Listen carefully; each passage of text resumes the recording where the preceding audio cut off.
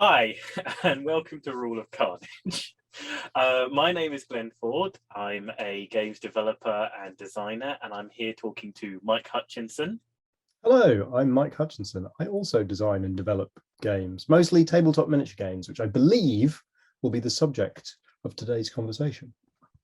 As is very much usual, the subject Hmm. of our conversation on Rule of Carnage is going to be tabletop miniatures games. So today we're going to have a little chat about it's a chat that I've chosen to call features versus flaws. How to tell one from the other, and whether to worry about your flaws, and how to make them into features and pros. And part of the reason that this sort of subject popped into my head when I was making notes on it is way back when, and this is a little story you did mention on Rule of Carnage once before, but back when Gaslands was in its very developmental playtesting stages, there was a session where somebody got out in front during the race and they got blown up and lost the race horribly. And Mike said, every whoever's in the lead at the start of the race always loses inevitably. And at that point my question was, well, why does anyone ever want to go into the lead of the race? And we And I sort of can't went remember at around. that point whether that was a observation or a design principle that I was proudly crowing about. I don't recall. It felt like you were proud of it at the time, and it Hmm. felt like you were touting it as a feature of the game. The good thing Well, about this game is, well, because it sort of did a Mario Kart thing. So if there's a way of knocking the front guy off, then it was sort of doing a Mario Kart thing. But yeah, it wasn't. the difficulty with that feature, I think, was that it led to more experienced veteran players going, well, I'm not going to try and get in front. It's idiocy trying to get in front. I'll just lay at the back. And then everybody's doing, like at school when you're a child and you do one of those slow races where, whoever crosses the finish line last wins. And then people are then going backwards and arguing about whether you can shuffle backwards or not in the race. And you just encourage everyone to just never shift up a gear and sidle along behind everybody else. And it had the option to become problematic. And the point of it is, from that, Gaslands develops to be a game where someone normally either just about scrapes home, blows up, just before the finish line, or blows up whilst they're going over the finish line. And by working on that point of whoever's in front is going to get shot at, and building it into a sort of climactic moment for the race, that initial flaw with some tweaking and some balancing and some smoothing and some looking at it became, I think, one of the main features of Gaslands. People are always saying it's like, you always end up finishing sort of with one hull point or zero hull points. It's always this tense sort of last moment thing. And I think figuring out how to identify the things in your game that are flaws, and identifying the things in your game that would be flaws if you didn't polish them, and turning those flaws into those features. I say turning the fact that the guy in the lead always gets shot up, but he's still the guy in the lead, into a feature, is hopefully something we might be able to look at a bit in this conversation, and talk about how people can pin those things down and identify one from the other. Yeah, and I guess also turning that round as well. There's definitely there's definitely a painful moment where you realize that one of the things that you thought was a key feature of your game turns out to be a flaw, and it's actually keeping the design from being as good as it can be. I know that's a pretty obvious kill your darlings topic, but yeah, there are some fun moments where you realize, oh goodness, that thing I thought was inalienable is actually crud, and I need to get rid of it. I think also sometimes you start building a game, and you sort of put the game together with the things that you think are the spine of it, the central elements. And then after a little while, when the game is built, you suddenly realize the things that you thought were the spine are actually like a scaffolding, and Mm-hmm. they're now just getting in the way of the thing that's the actual sort of beating heart of the game. You've got to rip that scaffolding away, and you feel that you're tearing the heart out of the game, and then you actually do it, and it's like, oh wow, the game is fine. This stuff just Mm. falls right off. We take it out, and nobody's noticing any issues. I think there are a few points with A Billion Suns where there were things that felt like they were the spine and felt like they were the beating heart, or we did some things that were quite outlandish and it felt like they were just going to break the thing to pieces, and it turned out that they just, they slotted right in. Like the two table thing in A Billion Suns felt like it was the sort of thing that was going to take an absolute nightmare to make work, and you just did it, and it's like, oh, that's fine, that's absolutely fine, it barely even needs writing. And some of that scaffolding can be quite deliberate in that you're like, well, I need to get this game on the table, so I'm going to throw some rules in because I need to just get this thing working. But I do like that idea that you might, because I did have this with A Billion Suns, because I went back to the original design brief quite recently for one reason or another, and there's a sort of list of features that I pitched to Offspray, very few of which made it into the final game, which perhaps makes me a disingenuous game pitcher. But those were all things that I hypothesized would be fun things for the game. And then once I put them all in and then started tweaking the movement phase or tweaking the activation or tweaking the command thing, like those things that felt like the original, the unique features ended up just being like less exciting than the things that emerged from the block of marble as the act of game design was sort of getting done. Yeah, I think if people look back in the show notes a few episodes of Rule of Carnage ago, Leviathans is in the show notes. You post up for people to look over, and I assume you're talking about what was Leviathans when it was. Yeah, so I mean, yeah, that like there was some really critical ideas in that, like, you'll have the ability to sort of customize the builds of your ships, a bit like Gaslands, which is a lovely idea and would still be a good idea in a game that wasn't A Billion Suns, with the sort of you can buy any ship idea that emerged.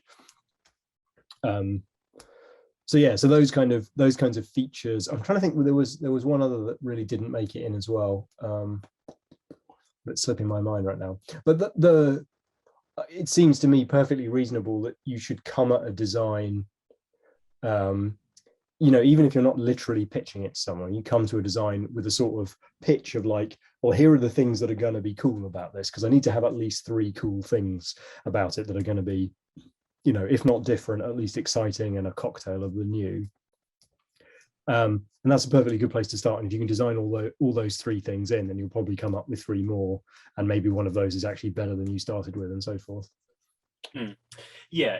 So I think there is a slightly, I'm not going to say obvious, but it's an oft said thing of that sort of kill your darlings thing. You go into the design thinking that certain things are central to it, that that they are the absolute be all and end all, and then once the game gets to a certain, critical mass, a certain size and weight, you can start realizing that none of those ideas are precious, none of them are ultimate, and if they've been sort of pushed out to being the scaffolding, the exoskeleton of the game rather than its heart, don't be precious about dropping them, and be willing. I think, again, in relation to like the conversation we were just having about Hobgoblin and the design principles of Hobgoblin, and I think one of the tricky things about this is identifying the things that are scaffolding mechanics versus the things that are design principles. Because again, I think with Hobgoblin there have been points where you drifted away from your design principles. Well, yeah, no, and you're exactly right, and it's fun having people to challenge you on that stuff, because I don't necessarily know at what point I'm going to cross over from the design from I am throwing darts at a dartboard to find out what's important and what's not important, to the point where I'm like, no, I understand exactly where the core of this game is, and I will defend these parts of the game to the nines, or continue focusing on making them better. The other thing I was going to mention, which is maybe worth exploring as well, is we've had this experience a fair bit where people keep pointing out something as a feature, or they keep pointing out as a flaw, and you don't necessarily know if that's going to be useful or not useful. So I guess as you're playtesting a new as I have found when I'm playtesting a new miniatures game, if somebody starts to point out a flaw or point out a feature that they enjoy, that becomes something that I'm kind of excited to look at. I'm trying to think of an example of like in Gaslands, there's a thing that people quite often point to, which is, wait, the faster you go, the more you can shoot. That seems like a flaw in the game's design. And it might be. I'm not going to defend that one with my life, but it's certainly something that, like, well, that was a deliberate decision. It was a considered decision. We have play tested other decisions, so it's not a flaw. It is a feature. It might not be the best feature, but it is there intentionally. Well, I think there's sort of possibly a definition, but a point to make here is I think there's a difference between flaws that are potentially just flaws or issues or things that people will have issues with in your game, and they're just going to be concreted into it on some level, and you've got to sort of understand your game, understand your audience, and ask people to accept it or not.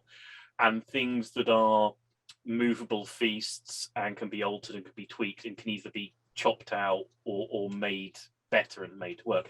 And I think that thing with Gaslands, with the fact that the more time, the higher gear you're in, the faster you're going, the more times you get to shoot, it's a thing that it doesn't make sort of logical sense in the world of physics and reality, but it makes absolute sense in the world of sort of arcade game logic. It also weirdly makes sense in the sped up filmmaking of George Miller, where things get more exciting, and so the actual film speeds up. So I don't know, like, yeah, no, it's Mad Max, man. Like, it's canonically Mad Max.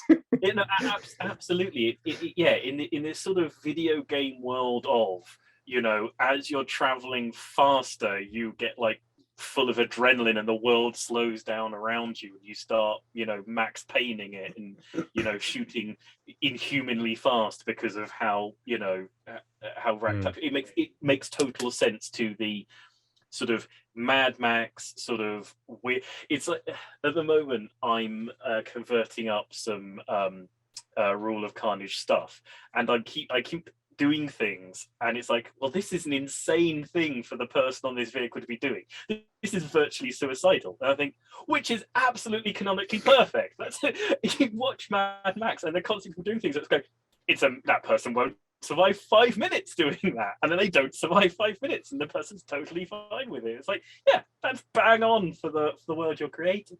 And that's the thing. I think that the repeated, the fact you get to shoot more times as you're driving faster is to a certain form of logic and reason and sensibility a flaw. It doesn't make sense. It's not simulationist. It can be counterintuitive, but it's a sort of flaw that is concreted into the foundations of Gaslands, because Gaslands says this is a game about going faster and driving faster and being more idiotic and pushing it further and pushing it harder. And if you sign on for that, manifesto, then this is going to make absolute sense to you, and you wouldn't want it any other way. If you it is in that design principle of going faster, it is one of the biggest gifts that you get given. Obviously, an activation is a huge gift, and so you want to go faster. But the fact that activation has another attack step in it, because we did playtest, like, you can attack once in a turn, so it doesn't matter how many times you activate. You can run donuts around the desert, but you can only attack once. But it was more bookkeeping and less fun. I guess another thing that I want to throw on the table for this discussion is there will be flaws, and in some respects, the question is about figuring out which flaws you can live with and which flaws really make you sad or make the game really crummy. Because no game's going to be perfect. It's all a set of little compromises to try and figure out the best balance between it being simple, it being playable, it being fun, it being a chewy challenge. And I guess I don't have a heuristic for that, but there's definitely a sense of a gut instinct of, like, when you're at the point when something is getting brought up again and you're like, I can live with that. Like, I know it's not perfect, but I've tried 3 different ways of doing it. Yeah, Gaslands collisions is a pretty clear example of that. Like, I don't love the collision system in Gaslands. I think like I'm pleased with it, and it's the best of all the ones that I've experimented with.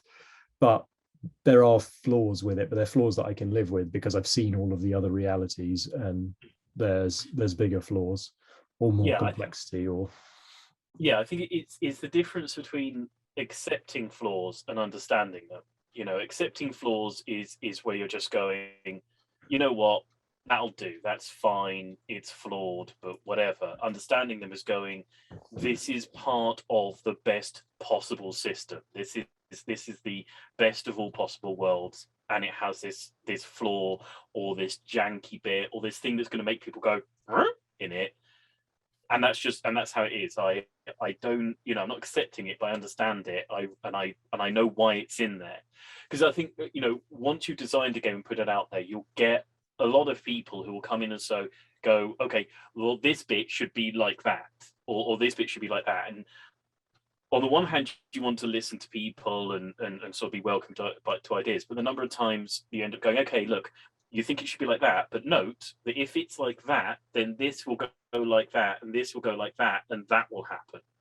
mm. And very often it's like, yeah, we can change the thing you have a problem with, but the upshot of it is way more upsetting, and you'll be much more unhappy if we tweak it in the way that you're saying. A lot of other things will, this is a bit of a house of cards, which we've pulled that out previously, and then we've played with that house of cards, and trust me, you don't want that. Um, It's not so it's not always completely obvious though. So I'm thinking back to Perilous that's the point of Tales. this conversation. It's not completely obvious. We're trying Yeah, to no, help no, but people to give look a at it to the past. to give a concrete example of it's not completely obvious. Uh, Perilous Tales, which is my solo game of set up 5 pulp miniatures heroes against 4 or 5 or 6 pulp baddies or Cthulhu monsters or Hammer horror type, universal horror type baddies. Um, there's a there's a mechanic in that where you can go into sort of Overwatch, where you can trade some of your action points with your heroes to go into a sort of, I can't remember what it's called, like cover me or look over there or something. And the way that the game works is that it much like uh, lots of games with a turnover system, it's got this thing where if you sneak up on a threat token, which are the places where the monsters are hiding, you can flip the token over, and if it's a monster, the monster ambushes, it interrupts your turn, and so you lose the rest of your activations and the monster comes after you. And so I really like and have enjoyed all of the games that I've played with this Overwatch mechanic, where some people sneak up and they go into Overwatch or cover me or whatever, and then somebody walks forward and takes the final fatal step to trigger the hiding place of the monster, and the monster pops out and everyone goes ah and shoots them. And I've had lots and lots of feedback that people didn't like the fact that it just felt like all you would do is you would line up your Overwatch dude, step one person out, and you would always use the same tactic. And it's true that it is a bit of a like, it's a bit of an obvious place that you go to with the tactics of the system. But I really I'm still not sure whether it's a flaw to be fixed or whether it's just that there's some other things around the edge that need to be dialed up or down so that, maybe that shooting attack is slightly weaker, or the most recent thing that we tried was you can have everybody shooting it, but every time you shoot the vampire, it comes closer. And so you can surround it with gunshots, but it's going to George Miller accelerate into the hail of bullets and tear your poor trap springing hero to pieces. But it's interesting because it's not universal, but there are like a solid blob of feedback that's like, this feels kind of naff. It feels like I'm trying to do a horror thing, but actually I'm doing a kind of tactical urban squad shooting thing, and maybe that's not as pulpy as I was expecting. But I don't know. It's a really tricky one because I like the way it feels, and because I'm designing the game, like I play in a lot of different ways in order to sort of see what different things feel like. So I'm not the best person to know whether that like obvious tactic is the thing that feels crummy because you always do it. So yeah, that's my example of like, is it a flaw? Is it a cool feature? I don't know. I think, I'm speaking personally in relation to that part of Perilous Tales. The problem with it, and where it is a problem, it's when you're sort of going, okay, I'm a doofus to not do this. It's not that it's like, it's not problematic that I might choose to do it repeatedly. If I choose to play the game in a very sort of repetitive fashion, but there are like multiple paths to victory, well, that's my lookout. I'm choosing to grind the game. If that's what I want to do, that's what I want to do. It's my gaming session.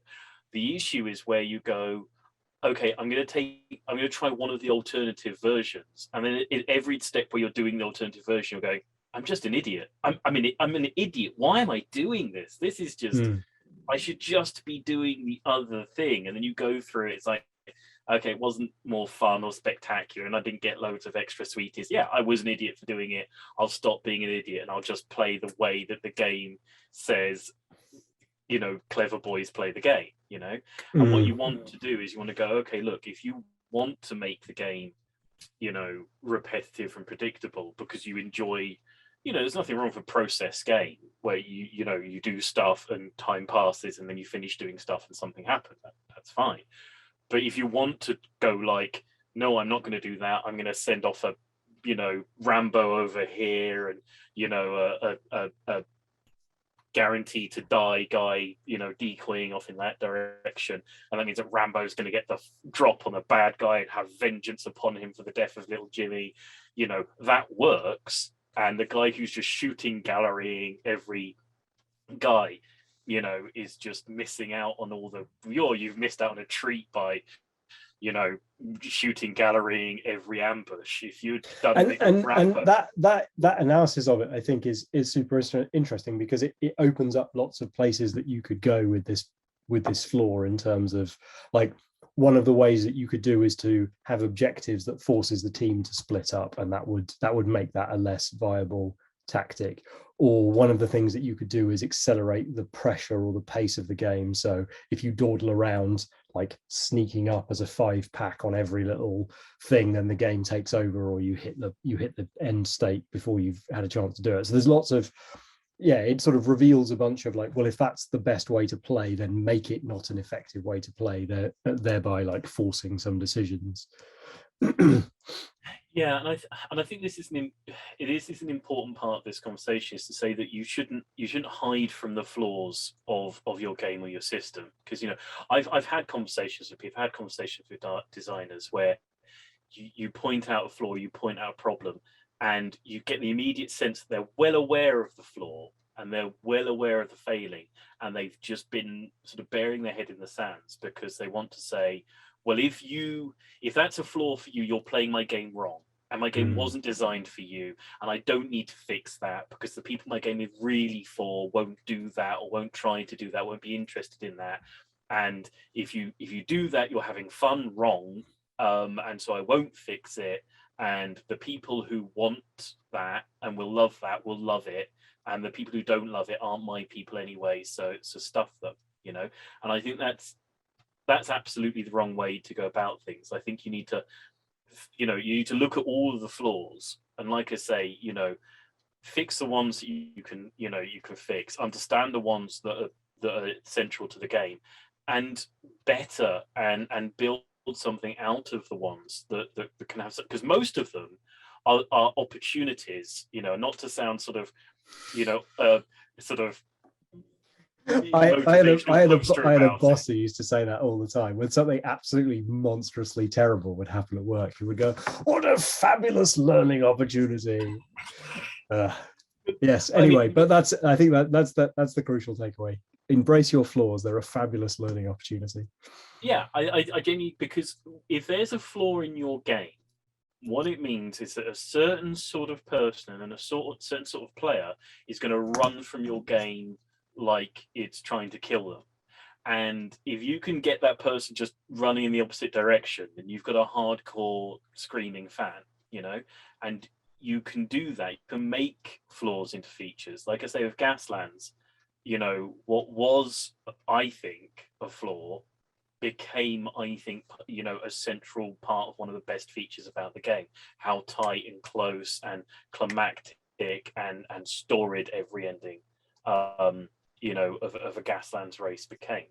Just before we sign off on this conversation, I'd like to, this is something that occurred to me in relation to this, is that Gasland specifically attracted a lot of non-miniature gamers to playing miniature games, right?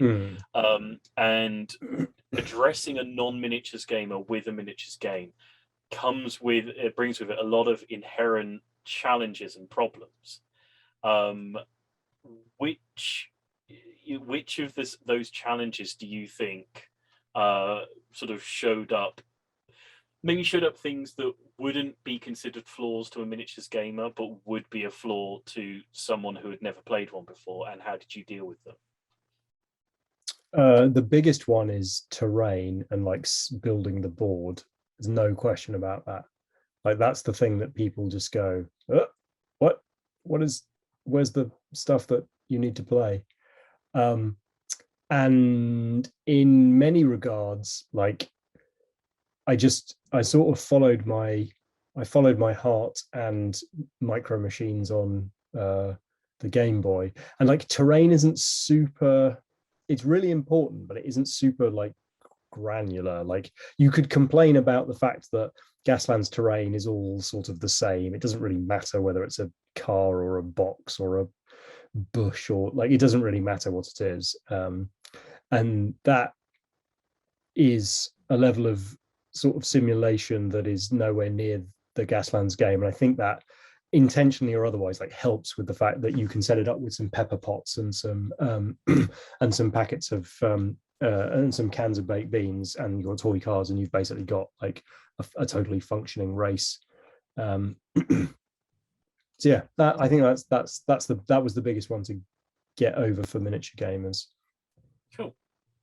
All right, so we will sign off on this part of this conversation. We may or may not come back and try and help you to battle out the flaws. We might move on to a completely different. If we tell you all of that things, then you might get ahead.